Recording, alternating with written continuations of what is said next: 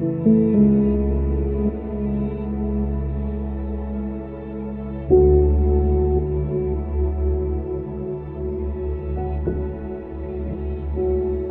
paz do Senhor, irmãos. Mais uma quarta-feira que podemos nos reunir diante dos nossos aparelhos, diante da ferramenta que Deus tem nos dado, para podermos ouvir mais uma parte do sermão que o Senhor anunciou àqueles que estavam vindo, aos seus discípulos, o Sermão do Monte, dando instruções para as nossas vidas. Então, que você desfrute daquilo que o pastor Helder trará para nós como conhecimento e revelação da palavra de Deus. Um bom estudo a todos, que você possa anotar, pegar um lápis, uma caneta, um caderno e desfrutar desse ensinamento. Deus abençoe. Graça e paz, amados. Vamos continuar com os nossos estudos no Sermão do Monte do Senhor e Salvador Jesus Cristo. Hoje nós iremos ver Mateus capítulo 7, dos versos 13 a 23. Mateus 7, do 13 ao 23. Embora eu vou me deter nos dois primeiros versículos na aula de hoje, é importante ler todo, porque eu posso dar algumas pinçadas nos versículos seguintes. Então, Mateus 7, do 13 até o 23, diz o seguinte: Entrai pela porta estreita.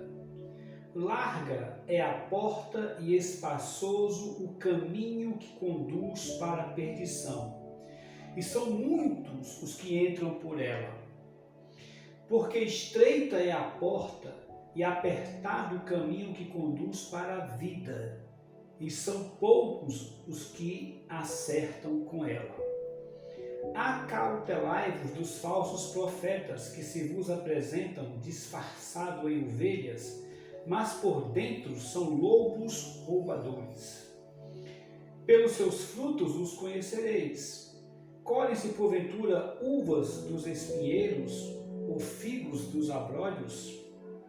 Assim toda árvore boa produz bons frutos, porém a árvore má produz frutos maus. Não pode a árvore boa produzir frutos maus, nem a árvore má produzir frutos bons. Toda árvore que não produz bom fruto é cortada e lançada no fogo. Assim, pois, pelos seus frutos os conhecereis. Nem todo que me diz Senhor, Senhor entrará no reino dos céus, mas aquele que faz a vontade de meu Pai que está nos céus. Muitos naquele dia hão de dizer-me, Senhor, Senhor, porventura não temos nós profetizado em teu nome, e em teu nome não expelimos demônios, e em teu nome não fizemos muitos milagres? Então lhes direis explicitamente: nunca vos conheci. Apartai-vos de mim, os que praticam a iniquidade. Que Deus abençoe a leitura da sua palavra. Meus amados irmãos, nós estamos próximos de encerrar os estudos do Sermão do Monte. Espero que tenha sido uma bênção para a sua vida. Eu amo o Sermão do Monte, sempre gostei, sempre estudei, e para a minha vida é bênção. Repito mais uma vez, espero que seja bênção para a vida dos irmãos. É sempre importante, mais uma vez, relembrar o contexto do Sermão do Monte. Em determinado momento do seu ministério, Jesus sobe um monte, uma espécie de platô, uma montanha, mas uma parte um pouco plana da montanha. Isso é muito comum lá no Nordeste, platôs. E nesse platô, nas montanhas da Galileia, ele profere o Sermão do Monte. Este sermão, já falei várias vezes, mas é sempre bom lembrar, é talvez assim a obra-prima em termos de ensinamentos morais e espirituais. Claro que toda a Bíblia é uma obra-prima, porque é uma obra de Deus acerca de assuntos espirituais e morais. Mas o Sermão do Monte, ele amplia vários conceitos usados em várias ciências, psicologia, pedagogia, filosofia, por aí vai. como eu também já falei para os meus amados irmãos, cristãos e não cristãos estudaram o Sermão do Monte, estudam o Sermão do Monte. Livros e livros foram escritos acerca do Sermão do Monte. Inúmeros debates se levantam a partir dos ensinos do Sermão do Monte, mas inúmeros mesmo. Esse sermão é tão precioso que até mesmo entre os eruditos é dito que nós ainda não compreendemos totalmente o Sermão do Monte, até mesmo entre as pessoas especialistas eruditas dos manuscritos do Novo Testamento. Ele é uma obra-prima de várias maneiras. É uma obra-prima porque é a palavra de Deus, é uma obra-prima porque os ensinamentos são profundos, é uma obra-prima porque a estrutura é fantástica, os detalhes são fantásticos, maravilhosos. E dentro dessa estrutura fantástica está aquilo que eu já falei para os meus amados irmãos, como é que ele é estruturado. Nós não sabemos se Jesus realmente proferiu o Sermão do Monte de uma vez só. Alguns acham que sim, outros acham que não. Acham que Mateus compilou os ensinos depois que Cristo proferiu em algum momento da sua vida, do seu ministério. Mateus parou, sentou e organizou os ensinos de Cristo no Sermão do Monte. Pode ser que sim, mas pode ser que ele tenha pregado realmente como está aqui. Ele subiu um monte e pregou. Nessa sequência que está aqui, até porque ele é Deus, não teria nenhuma dificuldade. Mas é tão belo, tão bem estruturado, que alguns chegam a duvidar. Mas será que foi tudo de uma vez só, de tão incrível que é? E dentro dessas coisas incríveis que eu já citei várias e várias vezes para os meus amados irmãos aqui, o sermão é estruturado em 7 partes. Mais uma vez, relembrando o que eu já falei, 7 é o número da perfeição de Deus, é o número de Deus, mas o número da perfeição, da plenitude das coisas divinas, de tudo que Deus faz. Tudo que Deus faz que é pleno, que é perfeito, geralmente na Bíblia é revelado através do número, geralmente não, todas as vezes, do número 7. É o número da plenitude das coisas de Deus, de tudo que Deus faz. A obra de Deus, por aí vai. E essas 7 partes que eu já falei para os meus amados irmãos, tratam da seguinte maneira. A primeira parte, ele trata do caráter do cristão. Como nós já vimos, a primeira parte do Sermão do Monte, Mateus 5, de 3 a 12. A segunda parte é a influência do cristão. A terceira parte é a justiça do cristão. A quarta parte é a piedade do cristão, piedade no sentido de religião. A quinta parte é a ambição do cristão, no sentido de desejo. A sexta parte, os relacionamentos do cristão. E a última parte, a dedicação do cristão. Nós estamos na penúltima parte, que é a sexta parte, os relacionamentos do cristão. Estamos então na penúltima parte, os relacionamentos do cristão. Agora veja bem, quando chega na sexta parte do Sermão do Monte, que trata dos relacionamentos do cristão, que começou no capítulo 7, ele divide esse relacionamento em 7 grupos. Olha aí, mais uma vez o número 7. 7 partes do Sermão do Monte, e nessa parte que nós estamos vendo agora, ele divide em 7 grupos. 7 grupos que de alguma maneira fazem parte do relacionamento do cristão. É impossível você viver nesse mundo, o cristão está neste mundo e não se relacionar com estes 7 grupos de pessoas que ele dividiu. O primeiro grupo, ele trata de um irmão com um argueiro no olho. Um irmão que está com um problema que eu enxergo e ele ensina como é que eu devo proceder. E, em primeiro lugar, eu tenho que ver se eu não tenho uma trave. Ele está com argueiro, mas eu posso estar com uma trave. Então nós vimos isso, é o primeiro grupo, o irmão com argueiro no olho. O segundo grupo, ele chamou de cães e porcos, aquelas pessoas que debocham do Evangelho, que escarnecem do Evangelho. Ele classificou como cães e porcos. E não é cães no sentido de animalzinho de estimação, é cães, aqueles cães selvagens, aqueles cães vagabundos, aqueles vira-lata que vivem pela rua. O terceiro grupo é o relacionamento com o Pai Celestial, que foi a nossa pregação passada. O nosso relacionamento com Deus Pai. E deve ser naquele sentido de oração, de buscar, de intimidade, como nós falamos na pregação passada. Mas agora, quando chega no versículo 13 e no versículo 14, ele muda o grupo, que é o quarto grupo.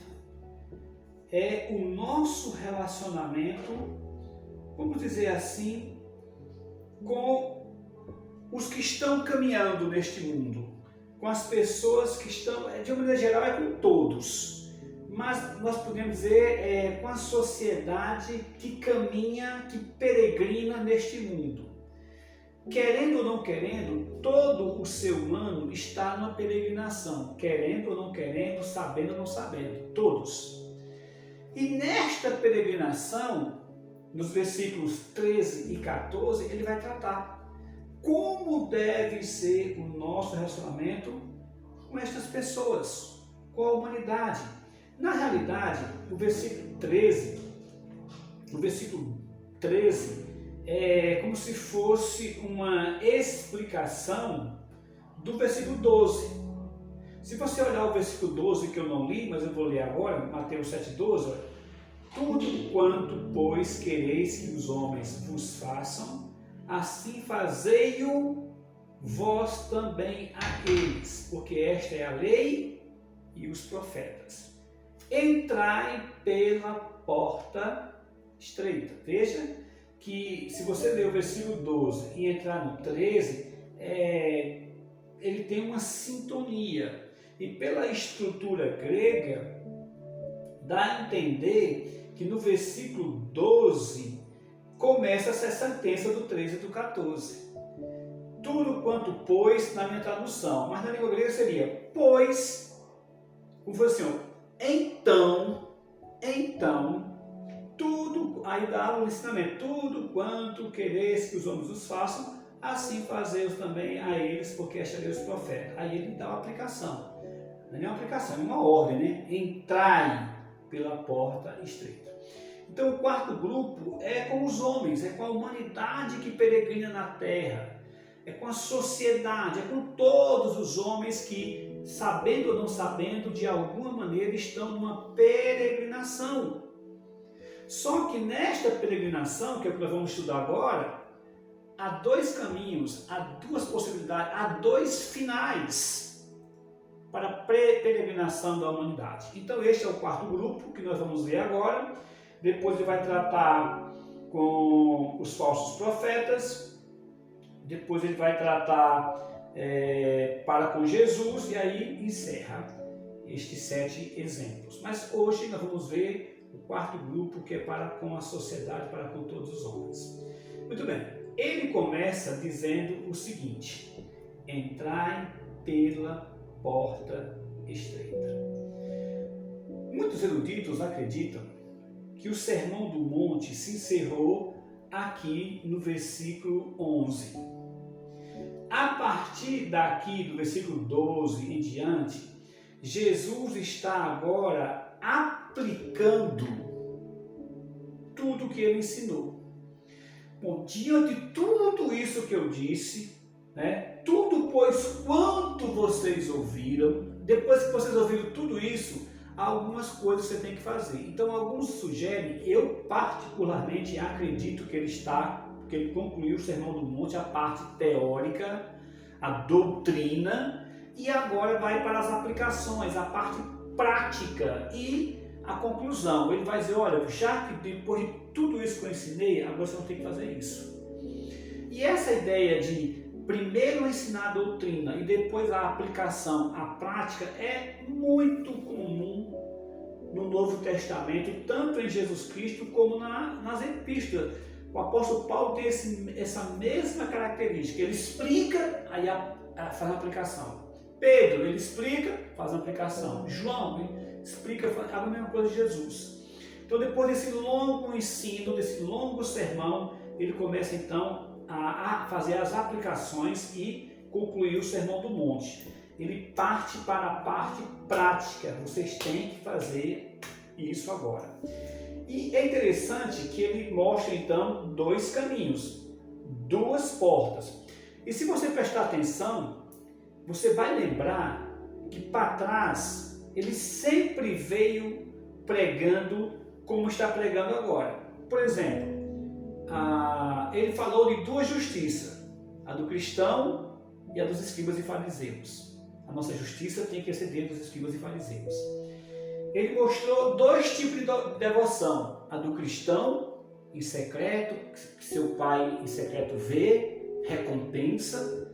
É uma devoção íntima, é um relacionamento pessoal com Deus.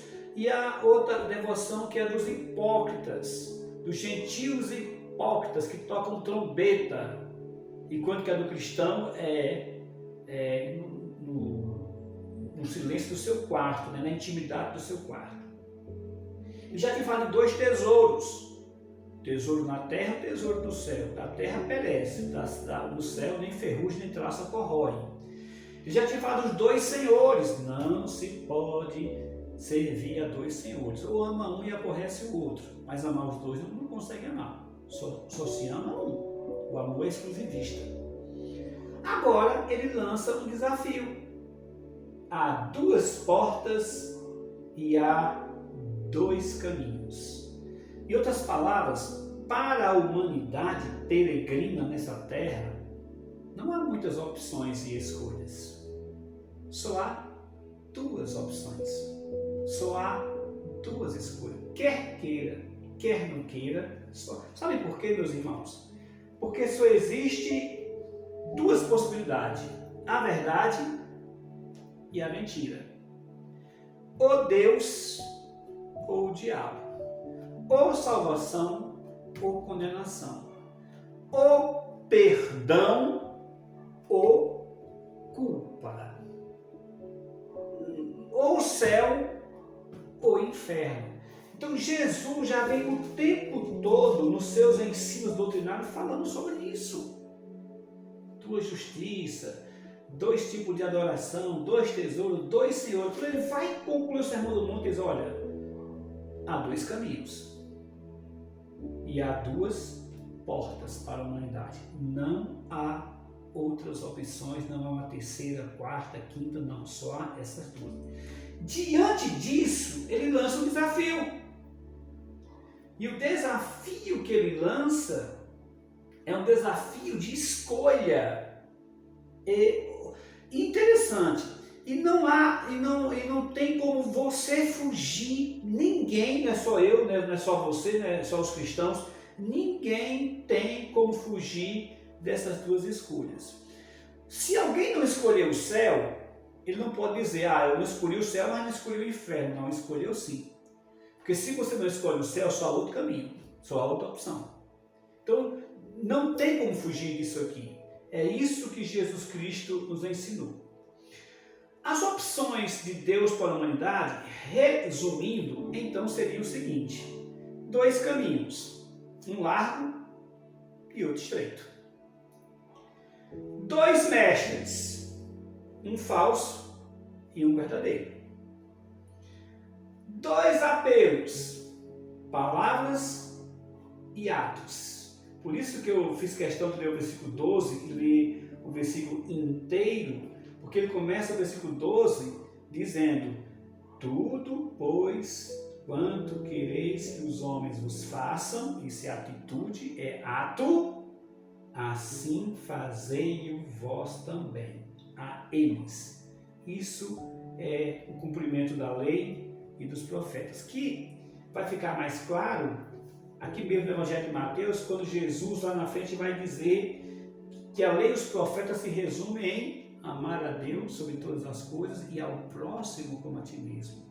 Se eu amo a Deus sobre todas as coisas e amo o próximo como a mim mesmo, eu vou querer fazer para o meu próximo aquilo que eu desejo que ele faça para mim, que é o que ele está ensinando no versículo 12. E assim se cumpre a lei e os profetas, porque assim está cumprindo o grande mandamento de Deus.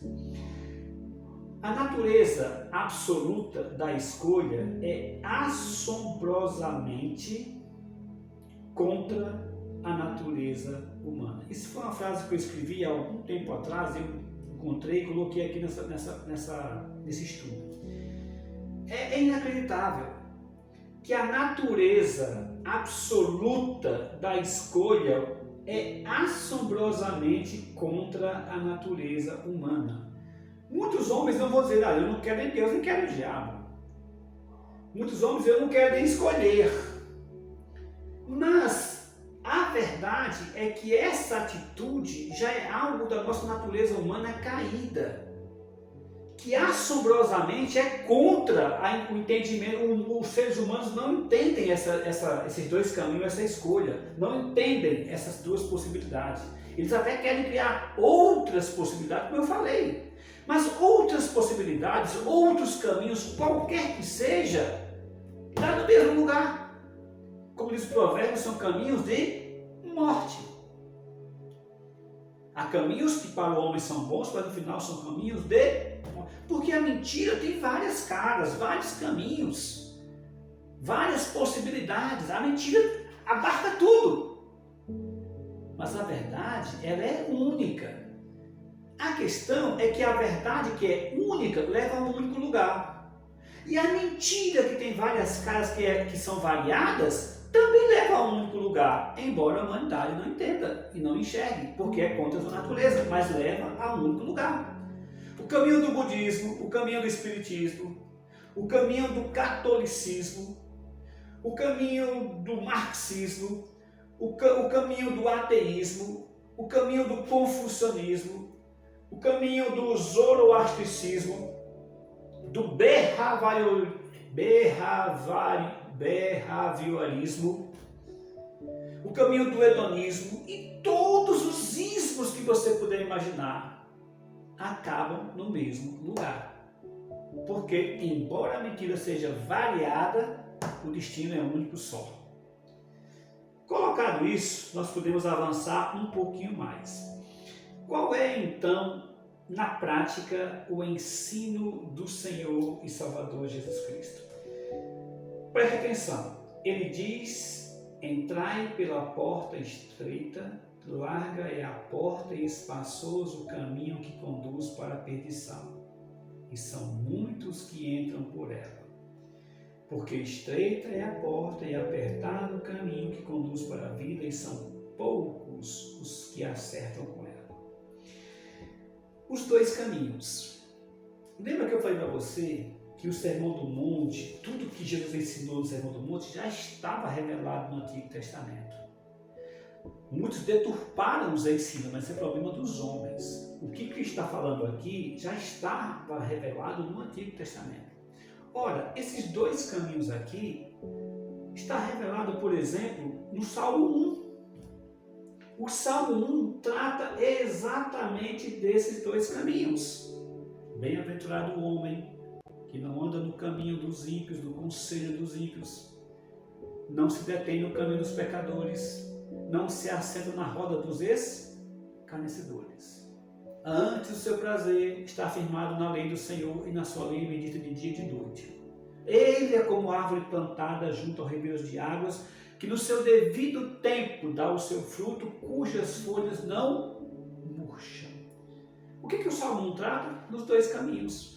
Se você for lá no livro de Gênesis, o que é que nós temos no livro de Gênesis? Dois caminhos.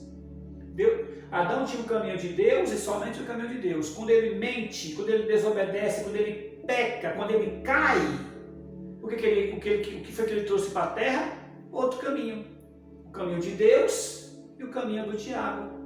Ah, mas o diabo me enganou. Não importa, você trouxe o caminho de Satanás.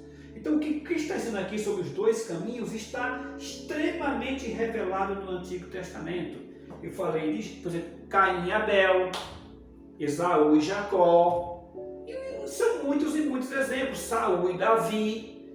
Dois caminhos, é o que Cristo está dizendo aqui na complementação do Sermão do Monte. Então, é um ensino que já vem desde o Antigo Testamento, desde o livro de Gênesis. Agora, quais são as características destes dois caminhos? Um caminho é largo e o outro é estreito. A ideia aqui é que um caminho largo é um caminho de facilidades, é um caminho mais percorrido. Por isso que nas características do caminho, ele coloca largo e estreito, mas ele coloca muita gente e pouca gente, porta larga, porta estreita, e dá uma conclusão. Quais são as conclusões?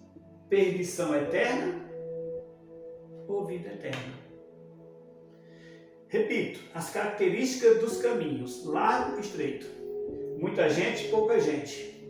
Porta larga, porta estreita. E o resultado? Perdição eterna. E o outro, vida eterna. O caminho largo tem essa característica porque é o caminho em que a humanidade percorre. Que a humanidade percorre desde que Adão pecou. É o caminho que as multidões passam sem olhar, sem parar para pensar, sem analisar. Sabe? É como se fosse uma grande avenida sem muitos percalços, em que as pessoas descem e uma avenida para baixo. Uma avenida é uma ladeira larga e a multidão passa, a humanidade passa por ela. Por isso que é um caminho largo. Agora, veja bem as características desse caminho, não só à luz do que Cristo já ensinou, mas à luz de todo o Novo Testamento. Esse caminho que ele chama de caminho largo, que é o caminho que a humanidade sem Deus caminha, é o caminho que a humanidade sem Cristo caminha, sem o Espírito Santo. A humanidade que não se preocupa com Deus, nem com as coisas de Deus, nem com a palavra de Deus. É o caminho em que a humanidade, desde Adão até a volta de Cristo, é o caminho que tomou conta da mente humana, nas escolas, nas faculdades, no trabalho, no dia a dia. É o caminho em que toda uma população, eu não sei quantos milhões de habitantes tem hoje no mundo, acho que 8 bilhões de habitantes, desses 8 bilhões de habitantes, 90% vai nesse caminho. Esse caminho é um caminho da permissividade. É o caminho da, entre aspas, tolerância com tudo que é errado, mas intolerância com tudo que é de Deus, que é o que se hoje vê na televisão, na mídia, em todo canto, né? Dão até um nomezinho bonito, politicamente correto. Politicamente correto é intolerância para com Deus e com as coisas de Deus, e total tolerância com aquilo que é contra Deus, que é contra a vontade de Deus, que pertence a Satanás. É uma tolerância total. É o caminho largo. É o caminho de uma espiritualidade e de um espiritualismo pagão. Por isso que eu ia falar na frente dos falsos profetas. Eu fiz questão de ler, porque está tudo ligado. É o caminho dos falsos profetas, da falsa espiritualidade, da falsa intelectualidade, da mentira. Irmãos, é inacreditável. Vou dar aqui alguns exemplos para você. Por exemplo, vamos ver algumas coisas assim absurdas. Teoria da evolução. Onde você for nesse Brasil, qualquer escola que você for nesse Brasil, fora do Brasil também, em qualquer lugar do mundo, mesmo os próprios cientistas reconhecendo que a teoria não é científica, mesmo com a pilha de provas, como é que eu chamo, meu Deus do céu? A pilha de prova de erros, de mentiras, de fraudações que já foram feitas, sabe? Inúmeras fraudações sobre a teoria da evolução. Fraudaram esqueletos de homem para poder ganhar, esqueletos ancestrais do homem para poder ganhar dinheiro. Teve alguns que foram até para cadeia, pegaram cadeia braba, porque mentiram, ganharam dinheiro, fizeram exposições. Quando foi descoberto que tudo era mentira, que era armado, muitos foram processados. Se você fizer uma pesquisa na internet, você vai encontrar. Mesmo não tendo evidência científica de uma evolução, qual é a teoria que toma conta das escolas, faculdades, da mídia, do mundo business, do mundo do entretenimento, da televisão? É a teoria da evolução. Mesmo sabendo que é mentira, eles querem a mentira, aceitam a mentira, divulgam a mentira, propagam a mentira, ganham com a mentira, mas não dão espaço para a verdade de que Deus criou o universo. Verdade que pode ser inclusive checada pela ciência verdadeira. Mas não, eles preferem a mentira. Sabe por que isso, irmão? Porque é um caminho largo. O caminho largo, ele é intolerante com tudo que se fala de Deus. É o caminho da permissividade, da imoralidade, da espiritualidade pagã, da falsa intelectualidade. É o caminho das inclinações naturais, o desejo do coração humano, da superficialidade, dos sentimentos vulgar. Por isso é um caminho largo, que é tudo que o homem quer. É o caminho da autonomia, do homem autônomo, do homem sem Deus e sem querer Deus. Basta você dar um pulo no shopping, agora está meio complicado, mas numa livraria, em qualquer lugar que você for, numa livraria, no shopping ou em qualquer outro local, que você vai encontrar que os livros mais vendidos hoje, não é só no Brasil, é no mundo, os livros mais vendidos, os temas de livros mais vendidos no mundo hoje, eu não sei qual é a ordem, mas eu sei quais são os 4 temas de livros mais vendidos no mundo.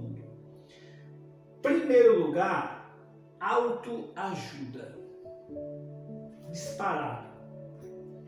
Segundo lugar, como ficar rico. O que não falta é livros de ensinando você como ficar rico.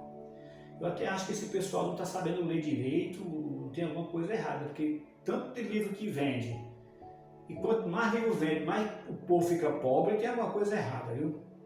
Autoajuda.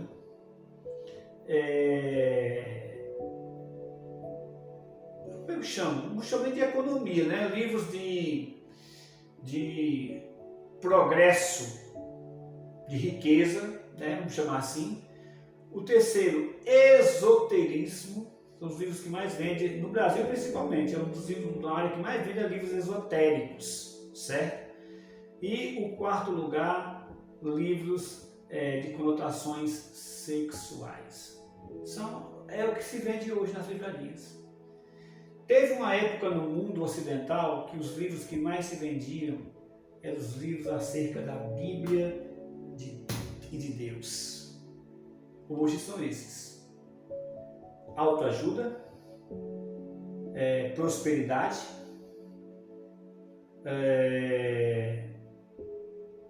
livros de esoterismo e quarto, livros de conteúdo sexual.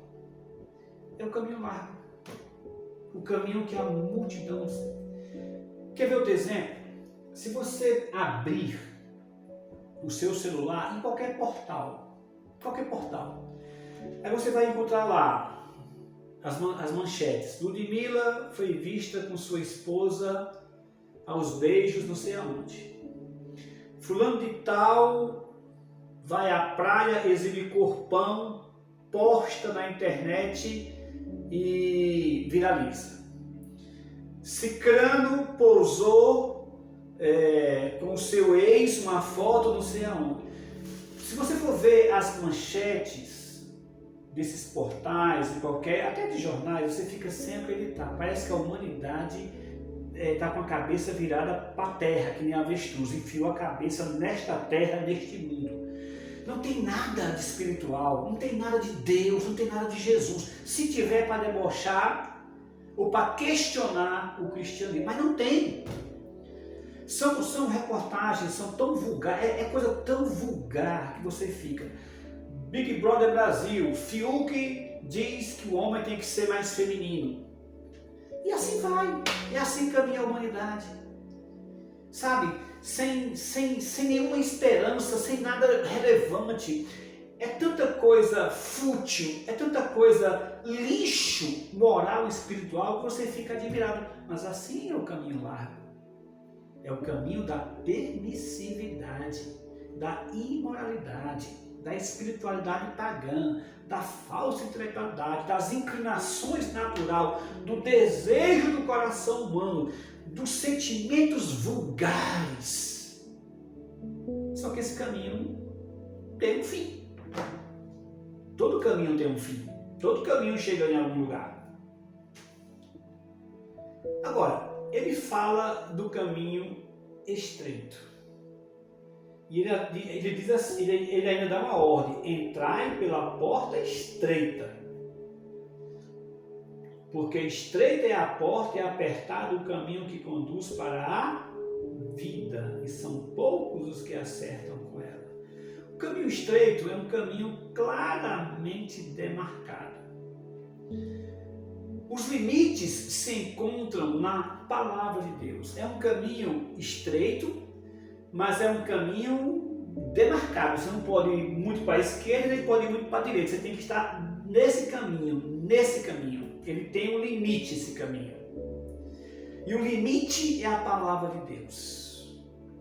Esse caminho estreito, em outras palavras, em outros locais, o próprio Jesus Cristo disse que é um jugo suave e um fardo leve. Veja que no caminho largo, as pessoas nem sequer percebem o fardo pesado que carrega. Nem sequer isso eles conseguem perceber. Estão tão com a cabeça enterrada na terra como avestruz, que nem percebem que esse caminho tem um fardo também. Eles não percebem, mas tem um fardo. Já o caminho estreito também tem um fardo. Também tem um jugo. Lá em Mateus capítulo 11, versículo 30, Jesus falou sobre isso. Mateus 11, 30. Porque o meu jugo é suave e o meu fardo é leve. Porque nesse caminho, quem carrega o fardo, o nosso fardo, é Cristo. Quem carrega o nosso jugo é Cristo. Por exemplo, o jugo do pecado, quem pagou foi Ele. O peso do pecado, o fardo do pecado, quem levou foi Cristo sobre ele. Por isso que é um jugo suave e um fardo leve. Este caminho estreito, ele é contra a natureza caída, mas desejável a natureza restaurada. É o caminho de pessoas restauradas pelo Espírito Santo. Por isso que neste caminho a natureza caída, as ideias que a natureza caída traz, o desejo que a natureza caída traz, ele é rechaçado. Por quê? Porque nesse caminho, as pessoas que caminham neste caminho, eles têm agora a natureza do Espírito Santo. Eles são novas criaturas. Eles saem do caminho largo para o caminho estreito. Foram tirados com a mão poderosa de Deus. Foram tiradas pelo amor incondicional de Cristo e pela bondade e suavidade do toque do Espírito Santo. É o caminho da nova criatura em Cristo Jesus. Da nova criação de Deus. Por isso que é contra a natureza caída, mas desejável a natureza restaurada. O apóstolo Paulo entendeu tanto isso que em Colossenses capítulo 3, dos versos 1 a 4, ele replica esse ensinamento de Cristo acerca do caminho estreito. Colossenses 3, de 1 a 4, diz assim: portanto, se fostes ressuscitado juntamente com Cristo, buscai as coisas lá do alto, onde Cristo vive, assentado à direita de Deus. Pensai nas coisas lá do alto, não nas que são aqui da terra. Porque morrestes e a vossa vida está oculta juntamente com Cristo em Deus. Quando Cristo, que é a nossa vida, se manifestar, então vós também sereis manifestados com Ele em glória. É o caminho da nova natureza, daqueles que pensam nas coisas do alto, daqueles que buscam as coisas que estão no alto, daqueles que morreram esta vida, para ressuscitar com Cristo Jesus. São aqueles que morreram e que a nossa vida agora está em Cristo Jesus ou com Cristo Jesus. Aqui em Filipenses capítulo 4, versículo 8 a 9, de novo o apóstolo Paulo replicando este ensino do caminho estreito, de como são os cidadãos, as pessoas que andam no caminho estreito, que mostra que essas pessoas é contra a natureza caída, mas é desejável a natureza restaurada. Diz o seguinte, Filipenses 4, 8, 9. Finalmente, irmãos, veja que são todos cristãos, irmãos. Tudo que é verdadeiro, tudo que é respeitável, tudo que é justo, tudo que é puro, tudo que é amável, tudo que é de boa fama, se alguma virtude há, se algum louvor existe, seja isto que ocupe o vosso pensamento. O que também aprendestes e recebestes, e ouvistes, e vistes em mim, isso praticai, e o Deus da paz será convosco.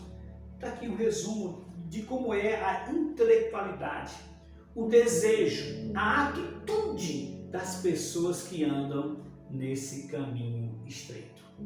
Mas ele falou também de duas portas, a porta larga e a porta estreita. Vamos voltar para Mateus, capítulo 7, estamos já no final do Sermão do Monte, e ele falou dos dois caminhos, mas também falou das duas portas, entrai pela porta estreita. Larga é a porta e espaçoso o caminho que conduz para a perdição. Dois caminhos, mas também ele vai mostrar que tem duas portas. Vamos lá. A primeira porta é a porta larga, exatamente como o caminho estreito. Uma porta larga é fácil de se encontrar. A porta da perdição é uma porta fácil de se encontrar, porque a gente já nasce andando, atravessando essa porta. Esse caminho é fácil de se encontrar porque a gente já nasce andando nesse caminho. Ela é fácil de se encontrar, a porta larga. Não há limite de bagagem. Quantos pecados você quiser cometer, passa nessa porta. Tanto sejam os erros que você queira cometer na estrada da sua vida, na sua passagem por esse mundo, essa porta aceita e cabe. Essa porta você não precisa renunciar nada. Se você quiser dar todo espaço para a sua natureza caída, se você quiser dar toda liberdade para as suas atitudes da sua natureza caída, essa porta não tem nada não tem nenhuma regra que te proíba. Ela é larga, não há limite de bagagem, não precisa renunciar a absolutamente nada. Já a porta estreita, ela é bem diferente. Ele diz aqui que a porta, porque estreita é a porta e apertado o caminho. Essa porta estreita, diferente da porta larga, envolve um esforço para achá-la. A porta larga você já nasce nela. O caminho largo você já nasce nele, você já nasce nesse caminho. Já o caminho estreito e a porta estreita envolve um esforço, você tem que procurar, você tem que buscar. E se Deus não se revela, graciosamente não vem até nós e nos revela, ninguém acharia essa porta, ninguém acharia esse caminho, mas ele veio e se revelou. A única coisa que eu tenho que fazer agora é procurar, é achar, é me esforçar para saber em qual caminho eu estou andando. Essa porta se encontra mais com o coração do que com os olhos. É interessante, né? A porta da perdição, os olhos dos homens são ávidos em encontrá-la. O caminho os olhos dos homens são ligeiros para percorrer esse caminho. Mas a da salvação, você encontra ela mais com o coração do que com os olhos. Envolve deixar algumas coisas para trás, não dá para passar tudo nessa porta estreita. Principalmente os nossos pecados. Por isso que quando eu passo por essa porta, eu entrego os fardos dos meus pecados para Cristo, que em outra passagem vai dizer que Ele é a porta. Então, ao passar pela porta, Cristo fica com os nossos pecados. Ao andar no caminho estreito, Ele vai com a gente, Ele nos sustenta, Ele nos ampara, Ele caminha conosco nesse caminho. Mas envolve deixar algumas coisas para trás. Para entrar nessa porta, exige negar a si mesmo.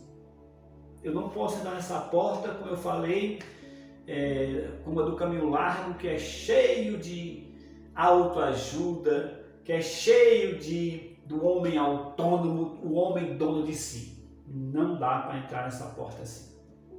Nessa porta você tem que negar a si mesmo. Tem que tomar a sua cruz e seguir a Cristo. Entra-se de maneira individual. Nunca entra, não é como a porta larga que vai todo mundo de uma vez. Não, é um por um. É como o aprisco das ovelhas, que Cristo falou lá do pastor que tinha 100 ovelhas. E a gente pergunta, mas como é que um pastor sabia que tinha 100 ovelhas? Porque ele passava um dia com as ovelhas, quando chegava de tardezinha, levava as ovelhas para um aprisco, e nesse aprisco tinha uma portinhola. Ele chamava as ovelhas, e nessa portinhola só passava uma ovelha de cada vez. Tinha uma portazinha, tipo assim um corredorzinho estreito de varas, mas só passava uma ovelha por vez. Ele ficava aqui em cima contando, 1, 2, 3, 100 ovelhas. Tanto era nos currais particulares, como nos currais públicos, principalmente os apriscos públicos, em que o pastor ficava lá com uma pessoa conferindo. Por isso que ele pôde saber que faltava uma, porque quando ele foi contar, ele sabia que tinha 100 ovelhas, quando foi contar deu 99. Por quê? Porque só passava de uma por uma, ele percebeu que faltava uma, e ele voltou para buscar. Assim é a porta estreita, entra-se de maneira individual. Eu não posso entrar de braço dado com toda a minha família, não. Entra o pastor Helder, entra a esposa do pastor Helder, da irmã Iraci, entra o filho, mas um por um. Como é que se encontra essa porta estreita? Eu gosto muito de uma passagem que está, deixa eu ver se eu confiro aqui, no Evangelho de João, capítulo 4, versículo 10, João 4, 10, quando Jesus está conversando com aquela mulher samaritana e ela pergunta, me dá dessa água, onde eu acho essa água? E essa passagem muito bem poderia ser, onde está essa porta? Onde está esse caminho? E a resposta de Jesus foi o seguinte, respondeu-lhe Jesus, se conheceras o dom de Deus e quem é o que te pede, dá-me de beber, tu lhe pedirias e ele te daria a água da vida, ou água viva. Como encontrá-la? Encontrando Cristo. Essa porta, como eu já falei, é o próprio Cristo. Esse caminho é o próprio Cristo. Como é que você encontra essa porta estreita que leva à vida eterna? Encontrando Jesus. Aceitando Jesus como seu Senhor e seu Salvador. Reconhecendo que é pecador, pedindo perdão dos seus pecados, entregando sua vida nas mãos de Jesus, aceitando o sacrifício de Jesus naquela cruz como fosse no seu lugar, dizendo, Jesus, o Senhor, a partir de agora é meu único Senhor, meu único Salvador, Deus, Filho, segunda pessoa da Trindade, Pai, Filho e Espírito Santo. É assim que se encontra esse caminho. Porque se há duas portas, se há dois caminhos, há dois destinos. E quais são os dois destinos que essa porta leva? O primeiro Jesus chamou de caminho que conduz para a perdição. E o outro ele chamou caminho que conduz para a vida. Tem dois destinos. O caminho para a perdição, o caminho para a vida. O que é que se ganha? Olha, em relação ao caminho da perdição, que em outras passagens, à luz do Novo Testamento, é descrito como o inferno, eu vou fazer logo uma pregação acerca do que é o inferno. Vai ser mais de uma pregação. O que é o inferno. Eu vou pregar isso. Mas, enquanto eu não prego, basta dizer que é um caminho sem retorno. Aliás, os dois caminhos não têm retorno. Em certo sentido, são caminhos finais. A diferença é que um é um caminho de bênção, o outro é um caminho de maldição. Mas não tem como alguém estar no inferno e sair para o céu, e não tem como alguém sair do céu para o inferno. São caminhos com destinos finais, e nesse sentido, final mesmo, não tem mais o que fazer. O que eu posso dizer ainda acerca da perdição, já que eu vou fazer essa pregação mais para frente, desse caminho da perdição, é um caminho de dor. Se você não gosta de sofrer, e eu creio que ninguém deve gostar, porque uma pessoa normal não pode gostar de sofrer. Se você é sensível à dor, você não suporta a dor, não ande no caminho largo. Não ande no caminho da perdição, porque é uma dor que não tem como se descrever. É um caminho que foi preparado para Satanás e seus demônios. Nem para o homem foi preparado, foi para Satanás e seus demônios. Mas a humanidade, tanto rejeitar Deus, ela mesma procura esse caminho. Mesmo Deus clamando todo dia para que eles venham para o caminho estreito. Eles não querem. Creio que é suficiente sobre o caminho da perdição. Porque eu quero encerrar falando sobre o outro caminho.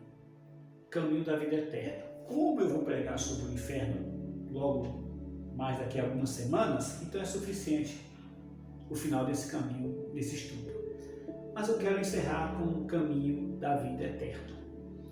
Esse caminho da vida eterna, em primeiro lugar, como o próprio nome diz, é vida. Vida e vida em abundância. Porque foi isso que Cristo falou: eu vim para que todos tenham vida e tenham em abundância. É um caminho em que a morte não existe. É um caminho em que a lágrima não existe, a dor não existe, a morte não existe, o luto não existe. É o caminho da vida. É vida. Porque você vai estar onde Deus está, onde Cristo está, onde o Espírito Santo está, onde Deus Pai está. É o caminho da comunhão com Deus. Mais do que isso, é o caminho em que a humanidade redimida, o cristão, partilha da glória de Deus. Foi o próprio Cristo quem prometeu: vocês vão participar da minha glória, da glória de Deus. É o caminho da realização perfeita do ser humano. Todos os meus desejos, todas as minhas aspirações, tudo aquilo que eu sempre busquei, mas nunca consegui nessa terra, nesse mundo, sabe? Todo desejo, todo sonho, toda realização, todo desejo existencial, aquilo que sempre faltou para dar sentido à existência, mesmo que eu não entenda totalmente, ou mesmo entendendo bem, aquilo que eu sei que falta para a minha existência, para dar sentido à minha existência, para completar a minha paz que eu busco, para completar o amor que eu busco, a perfeição que eu busco, eu vou encontrar no fim desse caminho. Porque a realização perfeita do ser.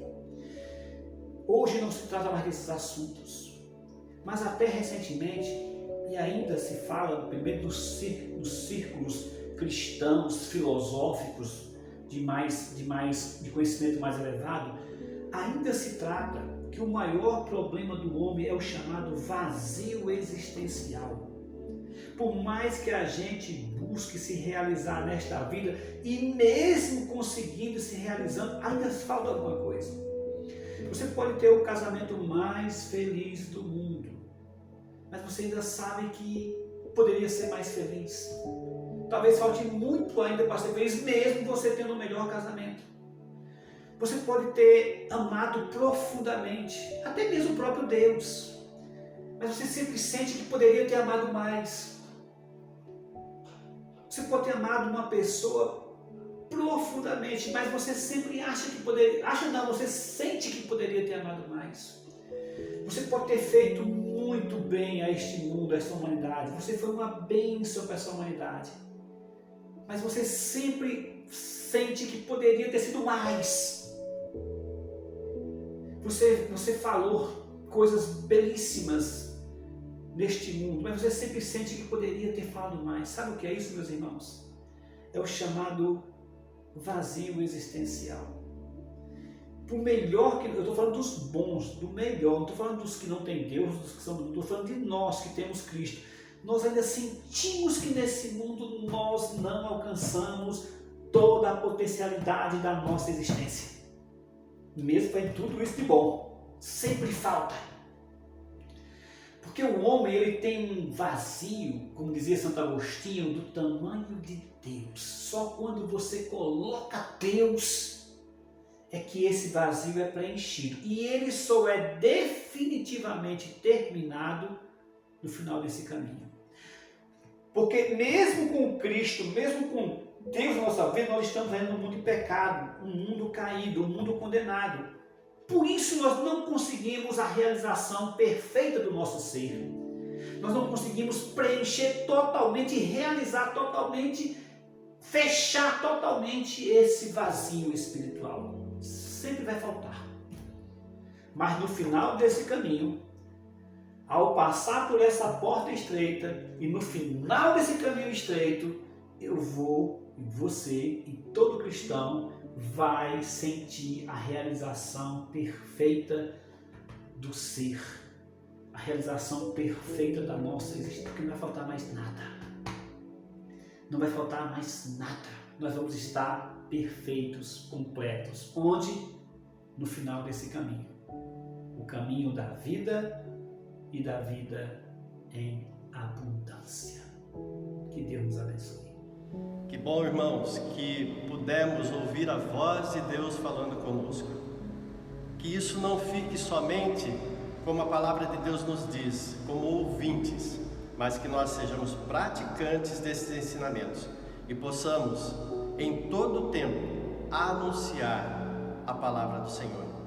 Que Deus te abençoe, que você tenha uma ótima quarta-feira, que você permaneça ainda ligado nos trabalhos da igreja. Sexta-feira temos a nossa reunião, quinta-feira, quer dizer, temos o desafio, te faço um desafio, a série do vídeo com o Peretinha, e sexta-feira temos a nossa reunião de oração que continua sendo online.